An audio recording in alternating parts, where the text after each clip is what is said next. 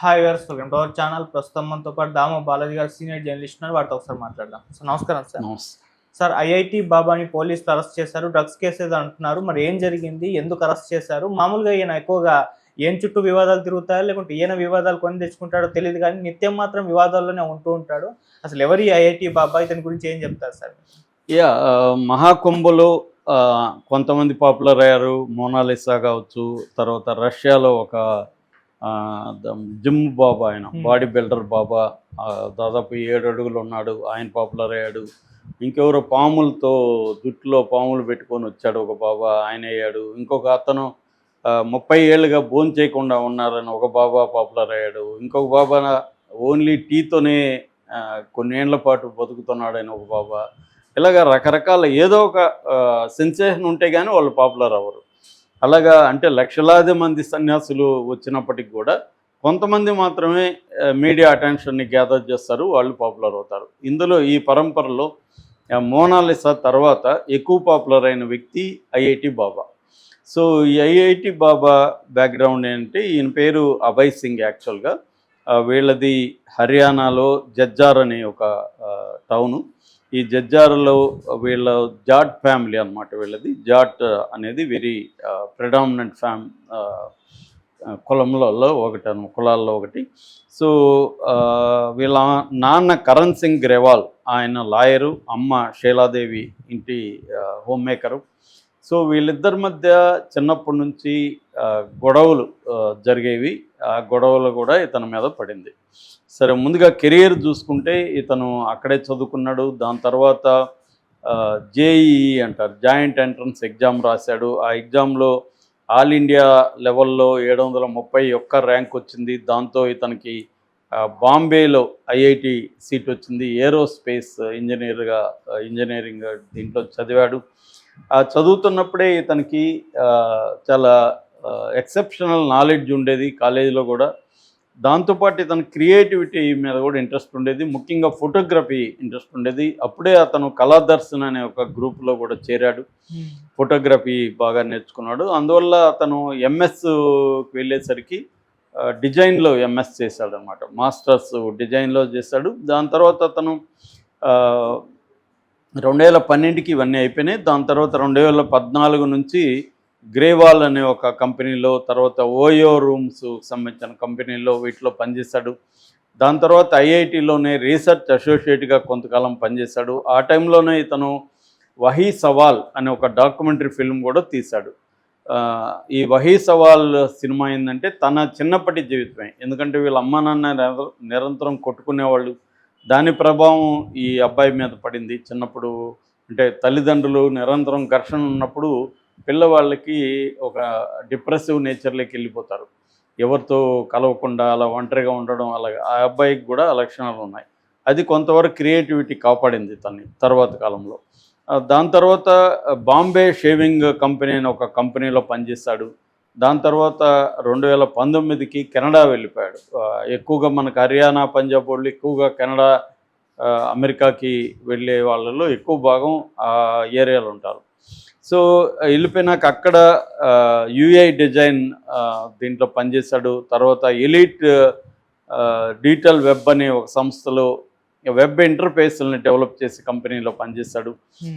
పనిచేస్తున్నప్పుడు ఇతనికి girl friend కూడా ఉండేది. ఒక 4 ఏళ్ళు గర్ల్ ఫ్రెండ్ ఉన్నింది. బట్ ఆమెను పెళ్లి చేసుకోవాలని తను అనుకోలేదు. ఎందుకంటే పెళ్లి పట్ల ఇతనికి చిన్నప్పుడే విరక్తి ఉంది అమ్మ నాన్నని చూసి. దాని తర్వాత ఇతనికి ఎక్కువగా డిప్రెషన్ రావడము, తర్వాత ఇన్సోమ్నియా అంటారు. ఇన్సోమ్నియా అంటే నిద్ర పట్టకపోవడం, ఇవన్నీ ఉన్నాయి. దీంట్లో నుంచి ఫస్ట్ ఏమో రెగ్యులర్ జాబ్స్లో అతనికి సాటిస్ఫాక్షన్ లేదు. ఒక థ్రిల్ కానీ, ఒక ఎగ్జైట్మెంట్ కానీ, సెన్స్ ఆఫ్ ఫుల్ఫిల్మెంట్ కానీ లేదు. అంటే తృప్తి అంటాం కదా, జాబ్ సాటిస్ఫాక్షన్, అలాంటిది రాలేదు. అందుకని క్రియేటివ్ ఫీల్డ్, ఫోటోగ్రఫీ అది వెళ్ళే డిజైనింగ్, అది కూడా కొద్ది రోజులకి రొటీన్ అయిపోయింది. ఏంటి పర్పస్ ఏంటి, మన లైఫ్ జీవిత లక్ష్యం ఏంటి, మనం ఏం చేస్తున్నాము, ఇట్లాంటి ప్రశ్నలు అతనికి మొదలైనవి. అక్కడి నుంచి అతను సైకాలజీ నేర్చుకోవడం, ఫిలాసఫీ చదవడం, సాంస్క్రిట్ చదవడం, ఇవన్నీ చేశాడు. ముఖ్యంగా లాక్డౌన్స్ వచ్చినప్పుడు కరోనా టైంలో ఇతనికి ఎక్కువ ఒంటరితనం, ఇవి పెరిగిందన్నమాట. దాని నుంచి అతను జిడ్డు కృష్ణమూర్తి పుస్తకాలు బాగా చదవడం మొదలుపెట్టాడు. జిడ్డు కృష్ణమూర్తి మన మదనపల్లిలో ఉండి ఆయన వెరీ పాపులర్ అయ్యాడు తర్వాత. సో ఆ జిడ్డు కృష్ణమూర్తి పుస్తకాలు ఈయన చదివాడు. దాని తర్వాత ఇస్కాన్ వాళ్ళతో పరిచయాలు వచ్చాయి. అక్కడి నుంచి తనకు కొద్దిగా స్పిరిచువలిజం మీద ఇంట్రెస్ట్ పెరిగింది. ఆ తర్వాత కెనడాలో అప్పటికే తనకి నెలకు 3 లక్షల పైన జీతంతో ఉండేవాడు. కానీ దాని మీద ఇంట్రెస్ట్ పోయి మళ్ళీ ఇండియాకి 2022 ఆ ప్రాంతంలో ఇండియాకి వచ్చేసాడు. ఇండియాకి వచ్చి కూడా ఇక్కడ కొంత ట్రావెల్ ఫోటోగ్రఫీ అది తిరగడము రకరకాలుగా ఉన్నాడు. ఆ క్రమంలో ఇతను కొన్ని ఆశ్రమాలతో పరిచయాలు వచ్చాయి. అలాగా ఇతను జూన్ అకారా అనే ఒక ఆశ్రమంలో చేరాడు. అక్కడ మహత్ సోమేశ్వర పూరి అని పీఠాధిపతి ఆయన, ఆ అధిపతి దగ్గర పనిచేశాడు. బట్ 2025 అర్లీగా ఆయన్ని ఎక్స్పెల్ చేశారు. ఎవరిని? ఐఐటి బాబాని, అభయ్ సింగ్ ఎక్స్పెల్ చేసి. ఎందుకు ఎక్స్పెల్ చేశారంటే మామూలుగా సనాతన ధర్మం లేదంటే గురు శిష్య పరంపర అనేది కూడా ఒక ప్రధానమైన పార్ట్. అంటే గురువుని యాక్సెప్ట్ చేయాలి, గురువు చెప్పినవన్నీ చేయాలి, గురువుకు అనుకూలంగా వ్యవహరించాలి, ఇవన్నీ ఉంటాయి. అది ఈ సోమేశ్వర బాబా ఈ అబ్బాయి దగ్గర నుంచి ఆశించాడు, కానీ ఇతనేమో అవన్నీ చేయట్లేదు.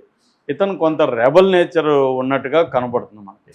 నేను ఎందుకు ఇవన్నీ చేయాలి, అసలు ఇతను ఫేక్ బాబా లాగా ఉన్నాడు, ఇతనికి ఏం తెలియదు అనేది తనకు అనిపించింది. దాంతో ఇతను ధిక్కరించడం మొదలుపెట్టేసరికి ఇతన్ని బహిష్కరించాడు ఆశ్రమం నుంచి బయటకు వచ్చేసాడు. ఈ లోపల కుంభమేళ జరుగుతుంటే ఇక్కడికి వచ్చాడు.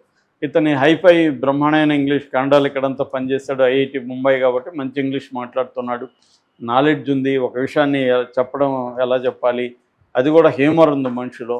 వీటన్నిటి వల్ల మీడియా అట్రాక్షన్ విపరీతంగా వచ్చేసింది. ఇతనికి ఐఐటి బాబా అని పేరు పెట్టారు. ఇతనికి నిజానికి మసాని గోరక్ అని, రాఘవ్ అని, తర్వాత జగదీష్ అని ఇలా కూడా అతను పేర్లు పెట్టుకున్నాడు. కానీ ఫైనల్గా ఐఐటి బాబా అనేది పాపులర్ అయిపోయింది.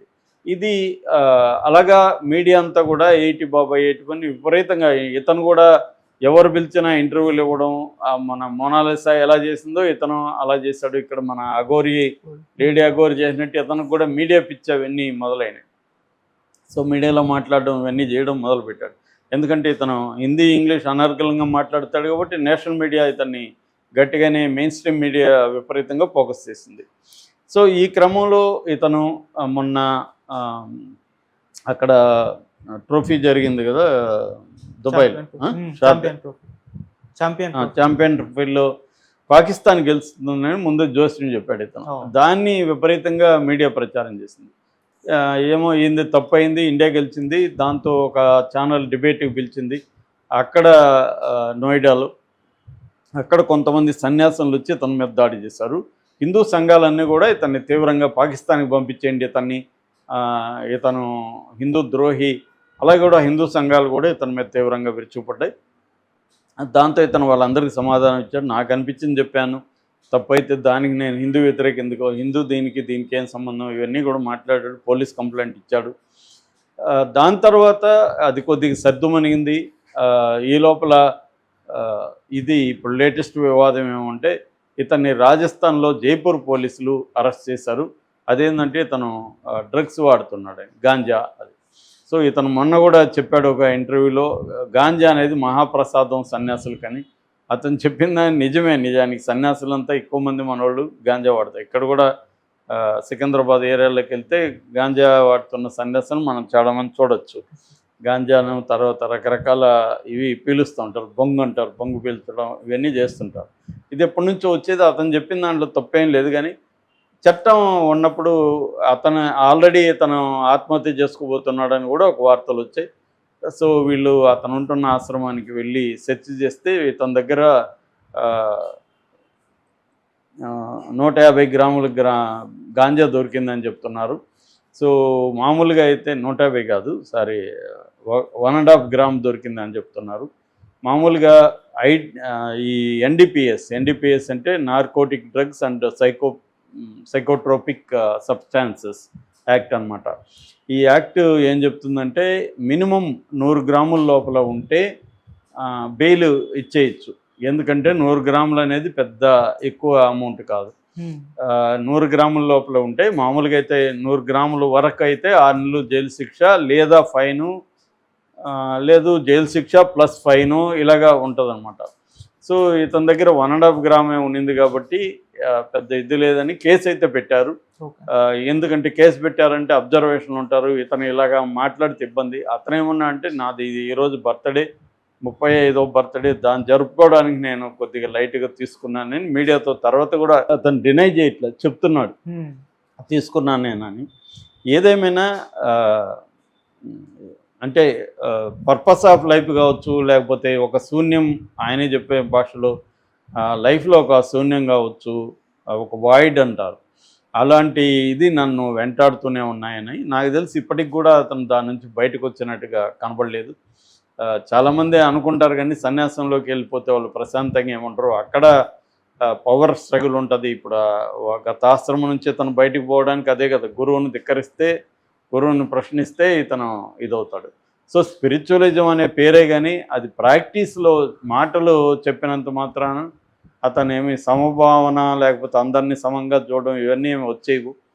అది ప్రాక్టీస్లో రావాల్సిందే. అది కొంతమందే సాధించగలరు కానీ మిగతా సన్యాసులంతా ఇలాగా డ్రగ్స్కి అలవాటు అయిపోవడం, లేకపోతే మన అఘోరీలాగా గొడవల్లోకి రావడం, ఇదే ఎక్కువ జరుగుతుంది ఇండియాలో. నిజమైన సన్యాసులు ఎక్కడ ఉండారు ఏమి అనేది కూడా ఎవరికి తెలియదు. ఇతను మీడియాలో కనిపిస్తున్న